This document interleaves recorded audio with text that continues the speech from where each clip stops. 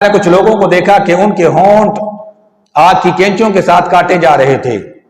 تو میں نے جبریل سے پوچھا یہ کون لوگ ہیں؟ جبریل امین نے عرض کی یا رسول اللہ صلی اللہ علیہ وسلم، یہ آپ کی امت کے وہ خطیب ہیں جو معاشرے کے اندر آگ لگایا کرتے تھے، جنہوں نے فرقہ پرستی کی، جنہوں نے معاشرے کے اندر محبت اور امن اور بھائی چارے کا درس نہیں دیا، لوگوں کو لڑایا آپس کے اندر۔ ان کی زبانیں جو ہیں چونکہ معاشرے کے اندر آگ لگانے کا سبب بنی تھیں، آخرت کرنے ان کو یہ عذاب دیا جائے گا کہ ان کے ہونٹوں کو آگ کی کینچوں کے ساتھ کاٹا جا رہا ہے۔ اس طرح کے مختلف مشاہدات جناب رسول اللہ صلی اللہ علیہ وسلم کو کروائے گئے۔ پھر حضور فرماتے ہیں میں سدرۃ المنتہا پر پہنچا تو جبریل امین رک گئے اور عرض کی یا رسول اللہ صلی اللہ علیہ وسلم، میں اس سے آگے نہیں جا سکتا کیونکہ یہ میری آخری حد ہے۔ اور سدرۃ المنتہا کو سدرۃ المنتہا اسی لیے کہا جاتا ہے کہ وہ جو منتہا سدرہ سے نیچے ہیں وہ ان کا بھی منتہا ہے، اور جو سدرہ سے اوپر ہیں وہ ان کا بھی منتہا ہے، یعنی جو اس مقام سے نیچے جتنی بھی مخلوق ہے وہ اس سے اوپر نہیں جا سکتی، خواہ جبریل امین ہی کیوں نہ ہو۔ اس لیے انہوں نے عرض کی تھی یا رسول اللہ صلی اللہ علیہ وسلم، اگر میں ایک بال کے برابر بھی یہاں سے آگے جاتا ہوں تو اللہ تعالیٰ کے انوار و تجلیات اتنے زیادہ ہیں کہ میں جل جاؤں گا، اور جو اوپر مخلوق ہے، جو مقربین فرشتے ہیں اللہ تعالیٰ کے عرش کو اٹھانے والے، وہ نیچے نہیں آ سکتے، اس لیے کہ وہ اللہ تبارک و تعالیٰ کے انوار و تجلیات کے اندر رہتے ہیں، اور جو سدرۃ المنتہا سے نیچے مخلوق ہے اس کے اندر یہ سکت نہیں ہے کہ وہ ان انوار و تجلیات کو برداشت کر سکے، اس لیے اس مقام کو سدرۃ المنتہا کہا جاتا ہے۔ نیچے والوں کا بھی منتہا ہے، اوپر والوں کا بھی منتہا ہے۔ اس سے پتہ یہ چلتا ہے کہ اللہ تبارک و تعالیٰ نے جو مخلوق پیدا کی ہے ہر مخلوق کے لیے ایک حد مقرر کر دی ہے، وہ اپنی اس حد سے باہر نہیں جا سکتی۔ اللہ کی ساری مخلوق میں سے صرف ہمارے محبوب صلی اللہ علیہ وسلم ہیں کہ جن کے لیے اللہ تبارک و تعالیٰ نے کائنات میں کوئی حد نہیں لگائی ہے، اور نہ کائنات میں کوئی آپ کی مثل ہے، کیونکہ اگر سدرۃ المنتہا سے نیچے والوں میں آپ کی کوئی مثل ہوتا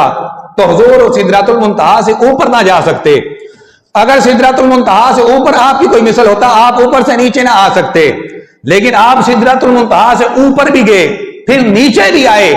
اس سے پتہ یہ چلتا ہے کہ سدرۃ المنتہا سے نیچے کوئی نہ کوئی آپ کی مثل ہے، نہ سدرۃ المنتہا سے اوپر کوئی آپ کی مثل ہے۔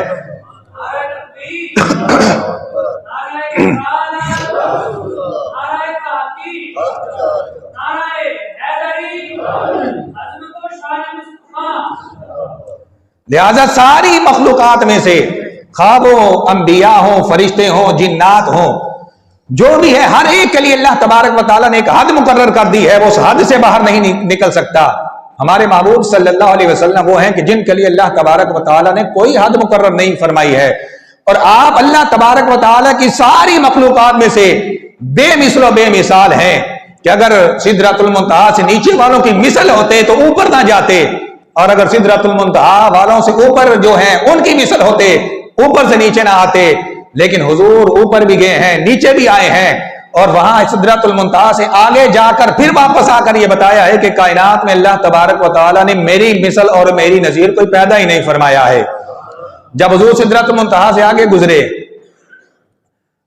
خالق کائنات جل مجدہ کی بارگاہ کے اندر پہنچے، میں بات کو مختصر کرتا ہوں، اس کے اندر ابھی آگے بہت اسرار و رموز ہیں۔ جب اللہ تبارک و تعالیٰ کی بارگاہ میں پہنچے تو خالق کائنات جل مجدہ نے ارشاد فرمایا اے میرے محبوب ہماری بارگاہ کے اندر آئے ہو، کیا تحفہ لے کر آئے ہو؟ تو حضور نبی کریم صلی اللہ علیہ وسلم نے اس وقت عرض کی التحیات للہ والصلوات والطیبات، اے اللہ میں تیری بارگاہ کے جو شایان شان ہے وہ لے کر آیا ہوں، میری ہر قسم کی عبادتیں، قولی عبادتیں، فعلی عبادتیں، مالی عبادتیں، بدنی عبادتیں، میری ہر قسم کی عبادت جو ہے وہ فقط تیری ذات کے لیے ہے۔ التحیات للہ والصلوات والطیبات، ہر قسم کی عبادتیں مولا صرف تیری ذات کے لیے، میں ان عبادتوں کا تحفہ تیری بارگاہ کے اندر لے کر آیا ہوں۔ جب حضور نبی کریم صلی اللہ علیہ وسلم نے یہ عرض کی، آگے سے اللہ تعالیٰ کی طرف سے جواب آیا السلام علیک ایھا النبی ورحمۃ اللہ وبرکاتہ، اے میرے نبی آپ پر درود بھی ہو، سلام بھی ہو، اللہ کی رحمتیں ہوں اور اللہ کی برکتیں ہوں آپ کی ذات کے اوپر۔ اب جب یہ حریم ناز کے اندر رب ذوالجلال کی بارگاہ میں یہ باتیں ہو رہی ہیں، یہ گفتگو ہو رہی ہے، تو دیکھیے جیسا کہ میں نے پچھلے جمعۃ المبارک کو بھی عرض کیا کہ حضور سفر معراج کے کسی موقع کے اوپر بھی اپنی امت کو نہیں بھولے ہیں۔ اب وہاں جب اللہ تبارک و تعالیٰ کے انوار و تجلیات کا مشاہدہ کیا جا رہا ہے اور بارگاہ ناز کے اندر گفتگو ہو رہی ہے، تو وہاں پر بھی حضور اپنی امت کو نہیں بھولے ہیں۔ جب دیکھا اللہ کی رحمتوں کا نزول ہو رہا ہے، فوراً حضور نے اپنی امت کو یاد کیا، السلام علینا وعلی عباد اللہ الصالحین، یہ سلامتی صرف میری ذات پر نہ ہو اے اللہ، جو جتنے تیرے مقرب بندے ہیں، تیرے نیک بندے ہیں، اے مولا ان سب کے اوپر سلامتی ہو۔ جب فرشتوں نے یہ مکالمہ سنا، یہ گفتگو جب فرشتوں نے سنی، انہوں نے آگے سے کہا اشہد ان لا الہ الا اللہ واشہد ان محمدًا عبدہ ورسولہ، کہ ہم یہ گواہی دیتے ہیں کہ اللہ تبارک و تعالیٰ کے سوا کوئی عبادت کے لائق نہیں ہے، اور محمد الرسول اللہ صلی اللہ علیہ وسلم کے اللہ تعالیٰ کے عبد اور رسول ہیں۔ تو یہ ساری گفتگو جو وہاں حریم ناز کے اندر ہوئی ہے، رب ذوالجلال کی بارگاہ کے اندر ہوئی، اللہ تبارک و تعالیٰ نے یہ ساری گفتگو سمیٹ کر تحفے کی شکل کے اندر امت مسلمہ کو نماز کے اندر عطا فرما دی ہے۔ پھر جب حضور نبی کریم صلی اللہ علیہ وسلم اللہ تبارک و تعالیٰ کی بارگاہ میں پہنچے، امام بیہقی نے دلائل النبوہ کے اندر روایت کیا ہے حضرت ابو ہریرہ رضی اللہ تعالیٰ عنہ سے، حضور نبی کریم صلی اللہ علیہ وسلم نے عرض کی، اے مولا تو نے حضرت ابراہیم علیہ نبینا علیہ السلام کو اپنا خلیل بنایا اور ان کو ملکوت کا مشاہدہ کروایا، تو نے ان کو یہ عظمت عطا فرمائی، اور داؤد علیہ السلام کو تو نے ملک عظیم عطا فرمایا، لوہے کو ان کے ہاتھ پر نرم کیا اور پرندوں کی بولیاں ان کو سکھائیں، اور موسیٰ کو تو نے اپنا کلیم بنایا، ان کے ساتھ کلام فرمایا، اور سلیمان علیہ السلام کو ایسی عظیم سلطنت عطا فرمائی کہ جو ان کے بعد کسی اور کے لائق نہیں ہے،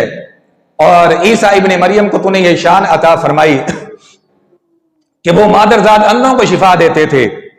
کوڑ اور برد کے مریضوں کو شفا یاب کرتے تھے،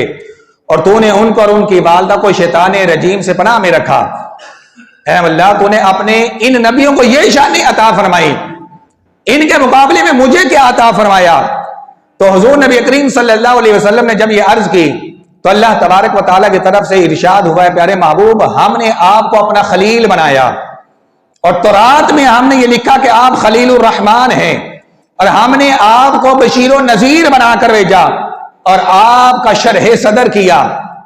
یعنی آپ کے سینے مبارک جو ہے اس کو کھولا اپنے علم کے لیے، آپ کے بوجھ کو آپ سے دور کر دیا، اور آپ کا ذکر جو ہے وہ اس کو بلند کر دیا، یہاں تک کہ آپ کی امت جب بھی میرا ذکر کرے گی ساتھ آپ کا بھی ذکر کرے گی، خواہ وہ اذان ہو، وہ نماز ہو، وہ ان کا کوئی خطبہ ہو، جب تک وہ آپ کا ذکر نہیں کرے گی ان کی وہ عبادت مکمل نہیں ہوگی۔ اور میں نے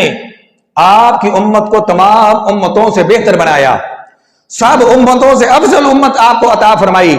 اور میں نے آپ کو اول بھی بنایا اور آخر بھی بنایا، یعنی پیدائش کے لحاظ سے آپ اول ہیں اور بعثت کے لحاظ سے آپ آخری نبی ہیں۔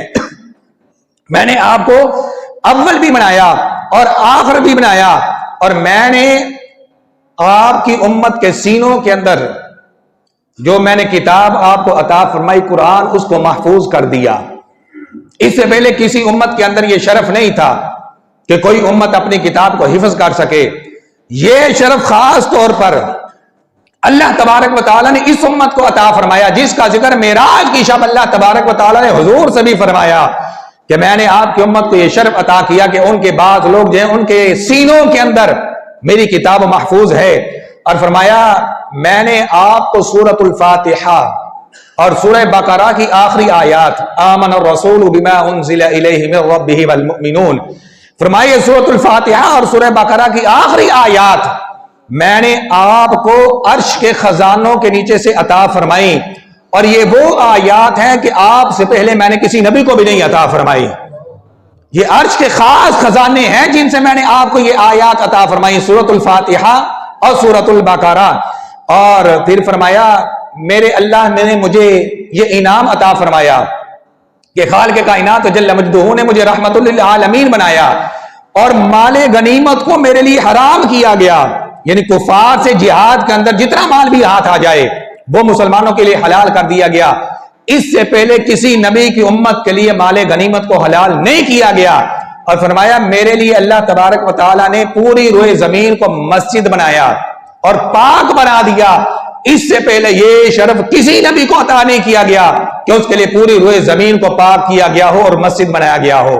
تو یہ وہ شانیں ہیں جو خالق کائنات جل مجدہ نے معراج کی شب اپنے محبوب کریم صلی اللہ علیہ وسلم کو عطا فرمائی. اور ان شانوں کے اندر ہمارے محبوب صلی اللہ علیہ وسلم بالکل منفرد ہیں. ان میں وہ شانیں ہیں کہ جو اللہ تبارک و تعالیٰ نے کسی نبی کسی رسول کو عطا نہیں فرمائی، جو خالق کائنات جل مجدہ نے اپنے محبوب صلی اللہ علیہ وسلم کو عطا فرمائی ہیں. اور معراج کے اس واقعے سے یہ پتہ چلتا ہے کہ جو انفرادی اعزاز اللہ تبارک و تعالیٰ نے ہمارے محبوب صلی اللہ علیہ وسلم کو عطا فرمائے ہیں، کائنات میں کم و بیش 1,24,000 انبیاء ہیں، لیکن ان میں سے فردن تو دور کی بات ہے، مجموعی لحاظ سے بھی دیکھا جائے وہ انعامات، وہ احسانات، وہ اعزازات اللہ رب العزت نے مجموعی طور پر بھی سارے انبیاء کو نہیں دیے جو فردن ہمارے محبوب صلی اللہ علیہ وسلم کو اکیلے عطا فرمائے ہیں. مثال کے طور پر دیکھیے کہ کسی سچے سے کوئی بات سن کر اس کی گواہی دینا، یہ بھی سچ ہے. کوئی سچا آدمی آپ کے پاس آ کر کوئی بات کرتا ہے، آپ کو یقین ہے کہ یہ سچا ہے، آپ سن کر گواہی دیتے ہیں، یہ بھی سچائی ہے. لیکن کسی نے کسی موقع محل کو دیکھا ہے، پھر وہ اس کو دیکھ کر گواہی دیتا ہے، اس کے اندر زیادہ سچائی پائی جاتی ہے. کوئی کسی واقعے کو دیکھ کر گواہی دے، اس کے اندر زیادہ سچائی ہے. اور کوئی سن کر گواہی دے، اس کے اندر سچائی جو ہے، لیکن وہ پہلو نہیں ہے سچائی کا کہ جو دیکھ کر گواہی دینے کے اندر ہے. تو سارے انبیاء اکرام علیہ السلام جو کائنات کے اندر تشریف لائے، انہوں نے یہ گواہی دی کہ اللہ تبارک و تعالیٰ ایک ہے. یقیناً انہوں نے سچ کہا. لیکن حضور نبی کریم صلی اللہ علیہ وسلم نے جب گواہی دی کہ اللہ تبارک و تعالیٰ ایک ہے، انبیاء اکرام علیہ السلام نے سن کر گواہی دی. انہوں نے جبریل سے سنا اور سن کر گواہی دی کہ اللہ تبارک و تعالیٰ ایک ہے، اللہ تبارک و تعالیٰ کو دیکھا نہیں. یقیناً ان کی گواہی بھی سچی ہے. لیکن حضور نبی کریم صلی اللہ علیہ وسلم نے سن کر گواہی نہیں دی بلکہ اللہ تبارک و تعالیٰ کو دیکھ کر گواہی دی. اس سے یہ پتہ چلتا ہے سارے انبیاء کرام علیہ السلام صادق ہیں، لیکن حضور نبی کریم صلی اللہ علیہ وسلم جیسا صادق کائنات میں کوئی بھی نہیں ہے. انہوں نے بھی اللہ تبارک و تعالیٰ کی گواہی دی، وہ بھی صادق ہیں، سچے ہیں. لیکن حضور نبی کریم صلی اللہ علیہ وسلم نے اللہ تبارک و تعالیٰ کو دیکھ کر گواہی دی ہے. لہذا صادق ہونے کے لحاظ سے انبیاء کرام علیہ السلام میں سے کوئی بھی آپ کے ہم پلہ نہیں ہے. اور پھر دیکھیے نیک لوگوں کی زیارت کرنا یہ عبادت ہوتی ہے، نیک چیزوں کی عبادت کرنا یہ عبادت ہے. آپ قرآن پاک کو دیکھیں، زیارت کریں، یہ کیا ہے؟ عبادت ہے. ماں باپ کو محبت کی نگاہ سے دیکھیں، کیا ہے؟ عبادت ہے. اس کی تفصیل کا وقت نہیں ہے. آپ بیت اللہ شریف کو دیکھتے ہیں، بیت اللہ شریف کی زیارت کرتے ہیں، یہ بھی عبادت ہے. اس کائنات کے اندر جو سب سے بڑی عبادت ہے وہ حضور نبی کریم صلی اللہ علیہ وسلم کی زیارت ہے. اس لیے کہ جس نے آپ کو دیکھ لیا وہ صحابی بن گیا. اب غیر صحابی جو ہے وہ کروڑا برس اللہ کی عبادت کرتا رہے، وہ ادنا صحابی کے درجے تک پہنچنا تو دور کی بات ہے. ادنا درجے کے صحابی کے قدموں کو جو مٹی لگ گئی ہے، خدا کی قسم ہے وہ کروڑوں سال کی عبادت سے اس مٹی کے برابر بھی نہیں ہو سکتا. اور صحابی کو یہ مقام کیسے ملا؟ عبادت سے نہیں ملا، عبادت سے نہیں ملا، حضور نبی کریم صلی اللہ علیہ وسلم کی زیارت سے ملا. تو پتا چلا کہ زیارت جو ہے یہ بہت بڑی عبادت ہے. کائنات کے اندر سب سے بڑی عبادت کیا ہے؟ حضور کی زیارت. جو حضور کی زیارت کر لے اس کے ہم پلہ کوئی نہیں ہو سکتا. اور جو اللہ تبارک و تعالیٰ کی زیارت کر لے، جو حضور نبی کریم صلی اللہ علیہ وسلم کی زیارت کرے، اس کے ہم پلہ کوئی نہیں ہے. بعد میں آنے والے جتنی بھی عبادت کر لیں وہ ان کے ہم پلہ نہیں ہو سکتے صحابی کے. اور خود حضور نبی کریم صلی اللہ علیہ وسلم جنہوں نے اللہ تبارک و تعالیٰ کی زیارت کی ہے، ان کے ہم پلہ کو یہ کیسے ہو سکتا ہے؟ تو اس سے پتہ چلتا ہے کہ ساری کائنات کے اندر عابد ہیں جنہوں نے اللہ کی عبادت کی ہے. جنات بھی عابد ہیں، انسان بھی عابد ہیں، انبیاء کرام علیہ السلام بھی عابد ہیں، اور حضور نبی کریم صلی اللہ علیہ وسلم بھی عابد ہیں. لیکن کائنات میں کوئی بھی عابد جو ہے، عبادت گزار جو ہے، وہ حضور نبی کریم صلی اللہ علیہ وسلم جیسا نہیں ہے۔ سب نے اللہ کی عبادت کی ہے بن دیکھے، اور حضور نبی کریم صلی اللہ علیہ وسلم نے اللہ تبارک و تعالیٰ کی زیارت کر کے اللہ کی عبادت کی ہے۔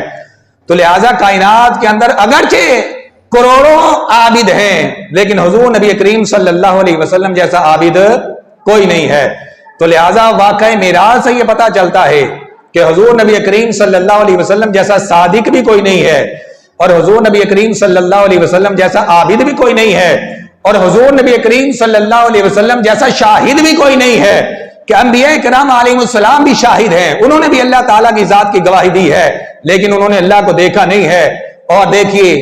جتنی بھی گواہیاں ہوتی ہیں، اگر بن دیکھے سارے گواہی دیتے رہیں، ان کی گواہیاں نہ تمام ہیں نہ مکمل ہیں، جب تک وہ گواہی نہ دے جس نے واقعے کو حقیقتاً اپنی آنکھوں سے دیکھا ہے۔ تو انبیاء کرام علیہ السلام نے اس کائنات کے اندر آ کر اللہ تعالیٰ کی وحدانیت کی گواہی دی، ان کی گواہیاں نہ تمام تھی، ابھی ان کی گواہیاں نامکمل تھیں۔ جب حضور نبی کریم صلی اللہ علیہ وسلم اللہ کو دیکھ کر آئے ہیں اور آپ نے آ کر اللہ تبارک و تعالیٰ کی ذات کی شہادت دی ہے،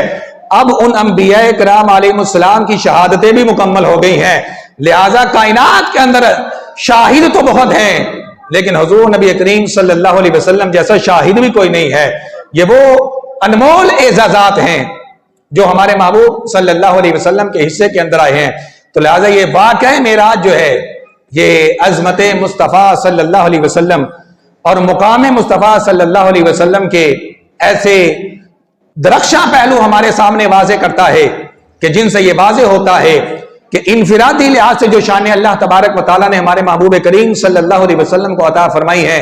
مجموعی لحاظ سے ہم انبیاء کرام علیہ السلام کی شانوں کو دیکھتے ہیں تو ان کے اندر بھی یہ شانیں نظر نہیں آتی، یہ اعزاز نظر نہیں آتے، یہ انعام و اکرام نظر نہیں آتے جو انفرادی لحاظ سے خالق کائنات جل مجدہ نے ہمارے محبوب صلی اللہ علیہ وسلم کو عطا فرما دیے ہیں۔ اللہ تبارک و تعالی ہم سب کو اپنے محبوب کریم صلی اللہ علیہ وسلم کی عظمتوں پر صدق دل سے یقین رکھنے کی توفیق عطا فرمائے۔ باخر دعوانا الحمدللہ رب العالمین۔